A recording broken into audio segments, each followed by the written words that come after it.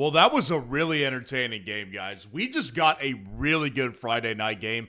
In Brazil, the field looked much better than I thought it was going to be. And I'll tell you, there were actually a lot of big surprises in this game from a fantasy football perspective that I think is going to actually really change a lot moving forward. Starting out with the Chargers side of the ball, man, Justin Herbert, he threw a lot more than I thought he was going to. Like, ordinarily, what do we know the Chargers as under Jim Harbaugh, right? Well, typically last year, they were a big-time run-first, run-it-down-your-throat type of ball club.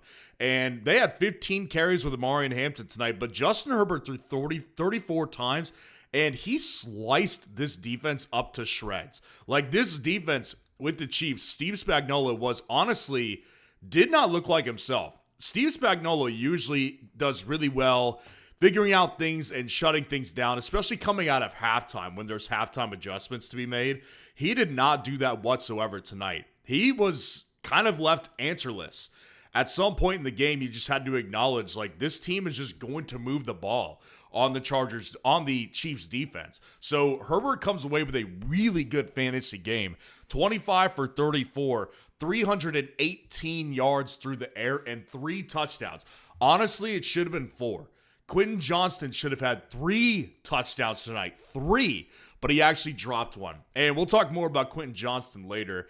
But man, I got to tell you, if Justin Herbert's going to be throwing the ball more this season, we're back to having Justin Herbert be a really good fantasy quarterback. And the options around him, it's going to be more than just Ladd McConkey, who we will also talk about here in a little bit as well. Because Ladd McConkey, we have a lot to discuss with him. But again, Herbert particularly, if this is what we're going to see more of, them throwing the ball more and being really comfortable to let Justin Herbert just take control of the game, it's going to be tough to stop this team because Herbert looked elite tonight. And Herbert is a really good quarterback. But, man, I was just surprised by the Chargers game script because this is just not usually a Chargers team with Jim Harbaugh throwing the ball. I mean, that's just not usually how it goes. So Justin Herbert ended up doing really well in fantasy tonight, outperformed Patrick Mahomes in fantasy football. Now, Amarian Hampton, it was a disappointing night, and I got to say, like, I'd kind of been alluding to it all week. It was going to be a tough matchup because the one thing the Chiefs were able to do was stop the run. He had 3.2 yards per carry on 15 carries right here. So not exactly ideal by any stretch of the imagination. I just think that when you talk about Amarian Hampton in the future, you can't look at this one too much and say, I got to move him down my rankings big time. This was a tough opponent, and they did have answers when it came to the run game. Now, we need to know, essentially, was it the Chiefs and Steve Spagnuolo's defense that was shutting him down particularly, or was it the offensive line? And the offensive line did pretty well protecting Herbert tonight. So I'm kind of wondering if it was just a Chiefs matchup situation. Because Hampton, I think, is going to be fine. But tonight it's not going to cut it. I mean, this is just not enough from Amarian Hampton. 15 carries was cool. Najee Harris was barely involved. And it's not like they had anybody else, coming in to do anything else either. So it was Amarian Hampton's show in the backfield, which I think the way you look at it is, on one hand, again, it's really good. Like, Amarian Hampton did look like he was going to be the lead back no matter what happened. And maybe Najee gets more touches next week. I don't know.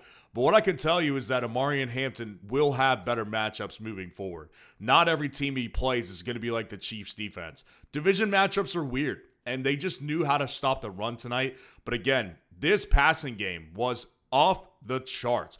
And Elias, I see your super chat. I appreciate it. I will get to your question after the breakdown right here. So to go with the passing game, man, oh my gosh. I mean, Quentin Johnston came out of nowhere, it feels like. I mean, like, where did this come from? This was excellent. Quentin Johnston, 5 catches for 79 yards and 2 touchdowns. And I got to tell you, like, this was a much better performance than I thought we were going to see from Quentin Johnston. Not because of the fantasy stats. Obviously, you come away, you look at your leaderboard or your scoreboard in fantasy football, you look at the matchup and see, oh my gosh, Quentin Johnston had a bunch of points, 2 touchdowns, 5 catches for 80 yards. if you didn't watch the game, like Quentin Johnston was running big boy routes. This is not like he did last year. Like last year, a lot of it was just like, we're going to scheme him open and get him deep balls and stuff like that. No, Quentin Johnston was catching like contested catches and was actually doing a full route tree. Like ran some out routes, ran one of those corner routes. Like he actually was getting big boy routes. This tells me that they're actually trusting him to be more of a breakout type of player this year. So I got to tell you, like on the waivers on Monday, on Tuesday, on Wednesday, I think Quentin Johnston is definitely going to be a worthy player to talk about because if, again, they're going to throw more this year with Justin Herbert, and this wasn't just a fugazi, and they're actually going to commit to throwing the ball more, well, guess what? The Chargers are going to have several options that are going to be viable in fantasy football, and one of them looks like Quentin Johnston. Now, again, he did drop a touchdown pass tonight. Like, he should have had 3. Herbert threw an absolute freaking dime right into Quentin Johnston's hands. I think it was in like the third or the second quarter, and he dropped it. Like, it was unacceptable, and I just thought, like, oh, that's the QJ we know. Like, that is Quentin Johnston to a T right there. But he, other than that, looked really good. Like, they were trusting him with legitimate big boy routes. Like, I can see people in the comments below saying, like, he actually looked good. If you watched that game, you actually saw him run big boy routes. This was not like last year. Last year, he had a couple big fantasy games that were fugazi because they didn't trust him with big boy routes. This year, they're having him do other stuff than just go down the field and have him schemed open. Tonight was an eye-opener in this Chargers offense, and Quentin Johnston was one of the big ones to watch. Ladd McConkey, on the other hand, I got to tell you, I think I underrated Keenan Allen's impact in this offense, particularly to Ladd McConkey, because Quentin Johnston, like, it never was going to be a problem if, let's say, Keenan never came on, right? And it was just Ladd, Quentin Johnston, and Trey Harris and Keandre Lambert-Smith splitting playing time. If there was no Keenan Allen, Quentin Johnston wouldn't be taking away a ton of work from Ladd McConkey. That just wouldn't be the case. But Ladd McConkey is a very similar type of player as far as scheme goes and the routes they run to Keenan Allen. And Ladd McConkey did disappear in like moments where last year he would have been the main guy. And Ladd had a decent night, right? Like he had 6 catches for 74 yards. Definitely looked good when he had the ball in his hands and he didn't drop anything because he doesn't. Ladd has good hands. But I will say, like, there was a couple key third down plays where I predicted this. Herbert did look to Keenan Allen. And Keenan Allen had 7 catches for 68 yards and that big touchdown as well. Now, Keenan Allen, again, he's not fast anymore. Like, there was one play, I'm forgetting what it was. I think he was like, I think he caught a pass, rolled outside the corner to his outside, and then started to run down the field. But he got caught so quick because he just has no wheels anymore. I mean, Keenan Allen's in his 30s, so his average, yards per reception are not going to be high. But the bottom line is that Keenan Allen will get possession receiver targets that Ladd McConkey used to get last year. So I do worry a little bit more about Ladd than I once did when they first signed Keenan. I really just kind of thought Keenan would be a clutch third down type of receiver right here to get his team, 2 yards or 5 yards on an out route or something like that. Now, Keenan looked like he was, running a full route tree still.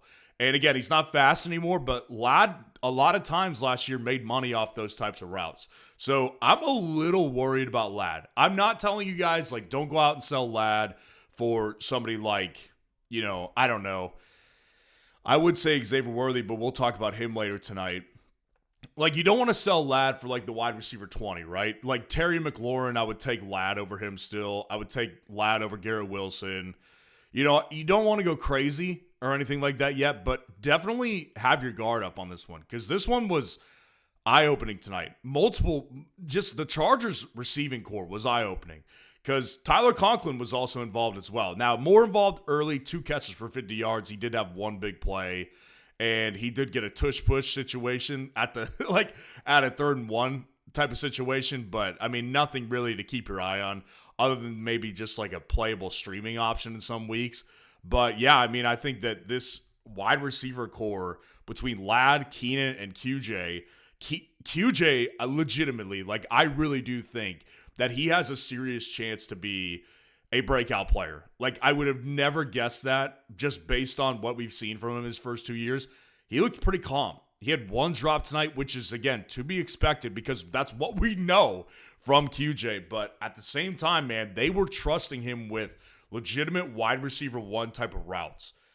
I was interested and very intrigued. And I came away from this game with Quentin Johnston particularly very impressed.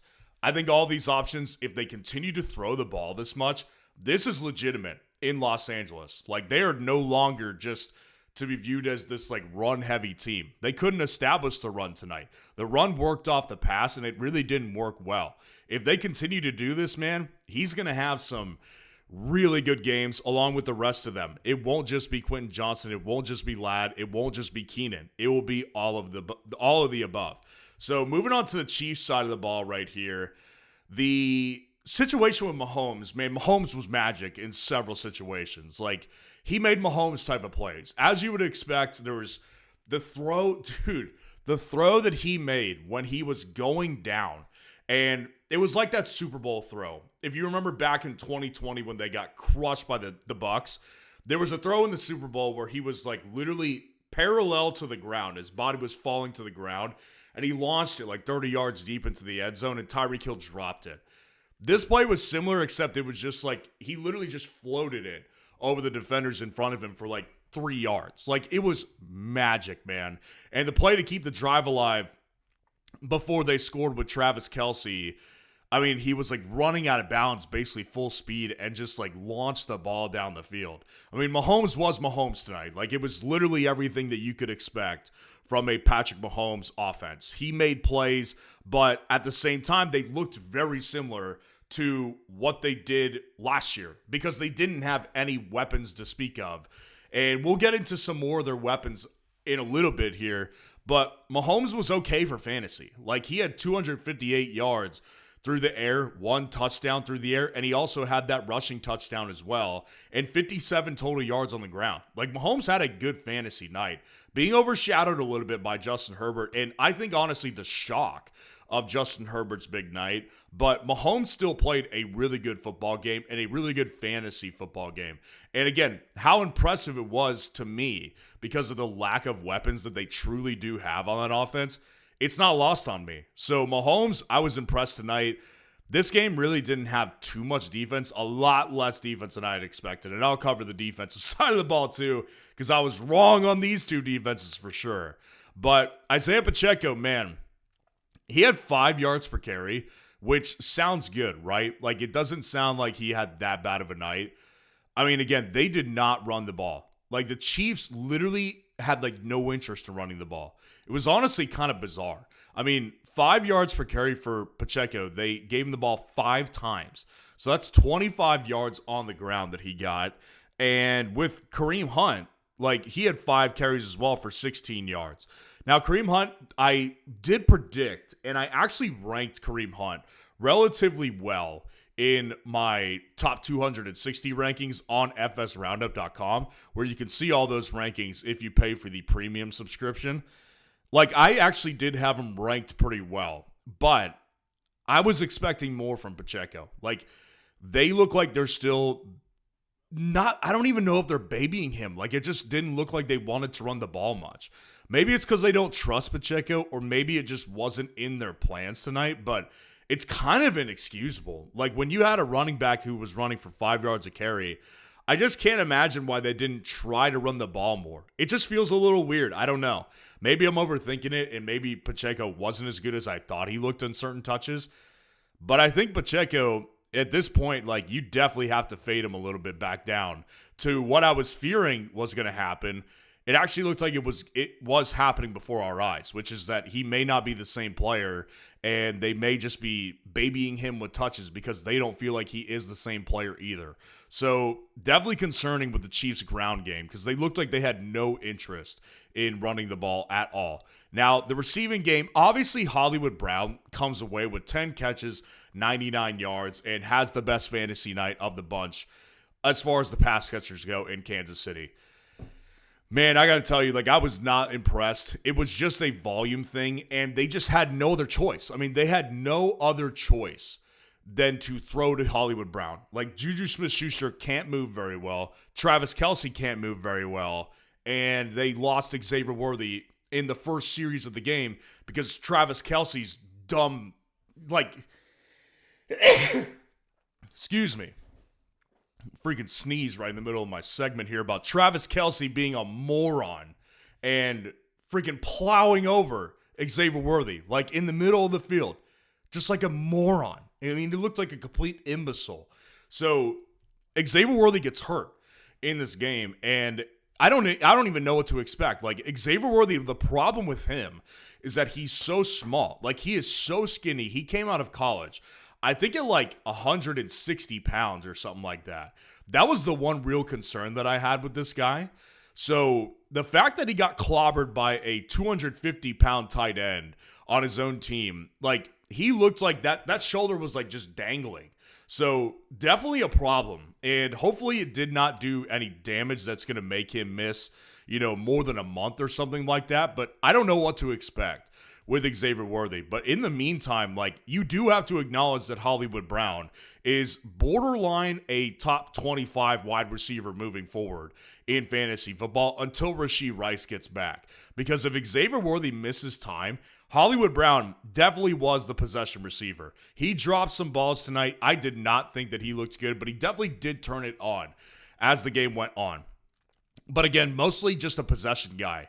And if they continue to throw the ball this much, it will matter, which is why I would say, like, if Hollywood Brown's on waivers, this is also a guy I would consider very important to pick up. Depending on Xavier Worthy and his health status, I would actually say Hollywood may be the more important pickup from this game than Quentin Johnston, to be completely honest with you. So keep an eye on Xavier Worthy's health and what exactly, how much time he's going to miss. I really don't know. But he was ruled out pretty quick. So I would imagine that he will at least miss like 1 or 2 weeks. But I could be wrong. He may play next week, but we just don't know. Keep an eye on Hollywood Brown because he would be the guy that you want. Juju is just whatever. Like, Juju, I can't tell you guys to play Juju. I cannot bring myself to do that. If you want to play Juju, you have to be like in a deeper league or a best ball league. Like, there's just no possible way I'm going to tell you guys to prioritize Juju over Hollywood. I definitely think Hollywood is the guy that you want. But again, that being said, if Worthy misses time, Juju definitely should be considered in deeper leagues. Like, that's just the bottom line here. So Hollywood Brown is the guy that you want, but Juju, definitely take a look at him in deeper leagues if Xavier Worthy is going to miss extended time. And then Travis Kelce literally was saved on one play. Like, I had my whole thing ready to go with Travis Kelce. And it's not, listen, I have no interest in being right. I have interest in getting it right. And the bottom line is that I did say Travis Kelce was not going to be good in week 1. Well, obviously, this touchdown saved him. And the play design on that was beautiful. Like, that play design on his touchdown catch, literally, that was the reason he scored. Like, he was so slow that if it was a normal play, like, he would not have been able to waltz into the end zone like he did. He literally just walked to the end zone. He stopped and grabbed like a Big Mac from McDonald's before he actually reached the end zone. He was wide open because that play design was gorgeous. Like, they did everything right by having Mahomes roll out. They basically had a couple short receivers. Like, they looked like they were going to throw it just a dump off. And then Kelce just slithered through the back of the end zone. Like, it was a perfect play design. So I'm not going to get caught up in this back and forth with people about Travis Kelce's, what he brings to the table in fantasy. Like, I still do not buy this whole Travis Kelce is worth the draft price type of tight end. Like, before that, he had like one catch for, I don't know, like, what was it, like 5 or 10 yards or something like that. Travis Kelce can't move. So I just think that it is what it is. Like, congratulations if you did play Travis Kelce. Good for you.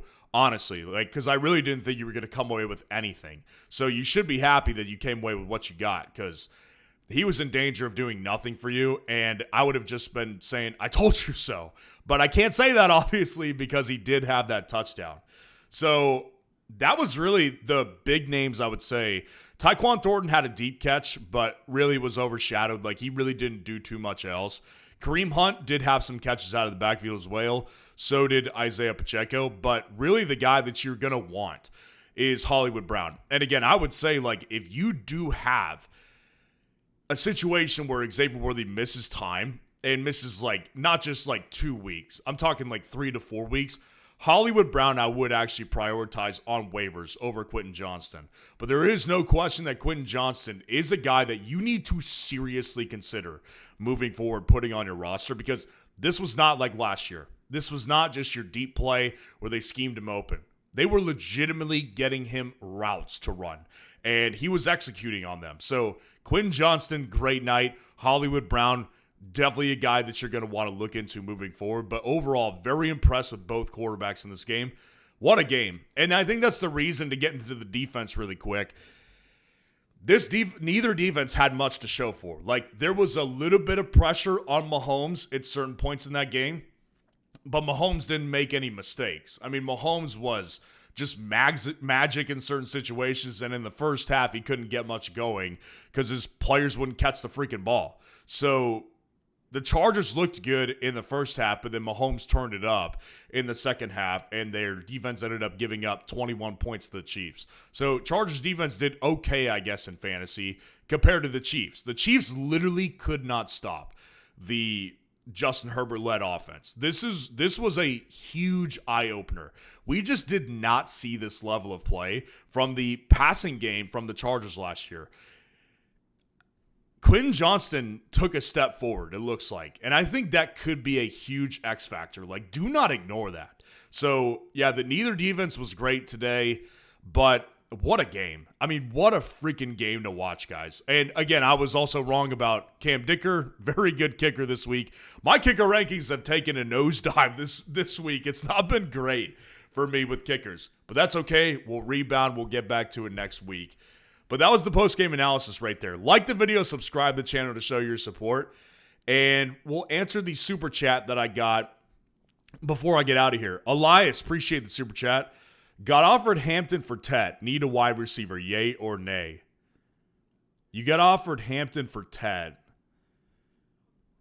I mean, if someone's going to overreact that hard to Amarian Hampton's night, that's tough to say no to, honestly. Like, only for the fact that we haven't seen Tet McMillan play yet, I would say hold off on it, because I really do think that Tet McMillan could be big this upcoming week, and in that case, Tet McMillan's price will shoot up, so you could kind of fleece him a little bit more if he's really that low on Amarian Hampton. So I would say just for that purpose, like, let it play out this weekend with Tet McMillan. I do think he could have a really big weekend, and just see how it goes. Because if Tet really plays well, you're going to be able to fleece him. And I just think there's no way he doesn't, because he's just going to be the lone target in Carolina, unless Xavier Worthy takes a Quentin Johnston type of breakout, step this year. And I'm not going to bank on that. I'm going to bank on Tet McMillan having a really big day. So I'd hold off personally. But again, I appreciate the super chat. Again, like the video, subscribe to the channel. And if you want a full team breakdown of your fantasy team this year, all you need to do is go to FS Roundup. And in the premium subscription tier, I'm just going to show you guys this really quick. So what you can do is you can sign up for the premium subscription and email me your full roster, either a picture or just text.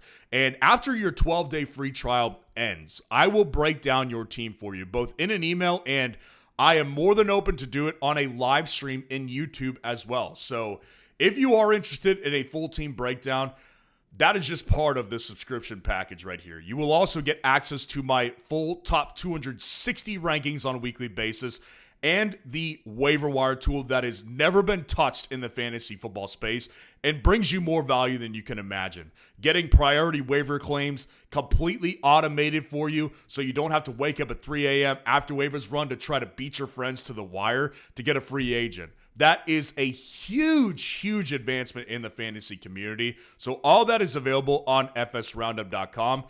I'm going to drop a link in the comment section if you want to take a look. And yeah, guys, like, really, really big night tonight. Very impressed with the Chargers passing game in particular, I really do think that Quentin Johnston is the guy that you would want to look out for. And I also think that Hollywood Brown, for obvious reasons, if he ends up replacing Xavier Worthy as their starting wide receiver, like, you're going to have to consider him to be a really top-tier wide receiver. So definitely two guys are going to be big on the waiver wire just from this game alone. So again, appreciate y'all being in here tonight. We will have the breakdown of every matchup for wide receivers and running backs tomorrow. So stay tuned for those videos. Peace out, guys. Love you guys. Have a good rest of your night.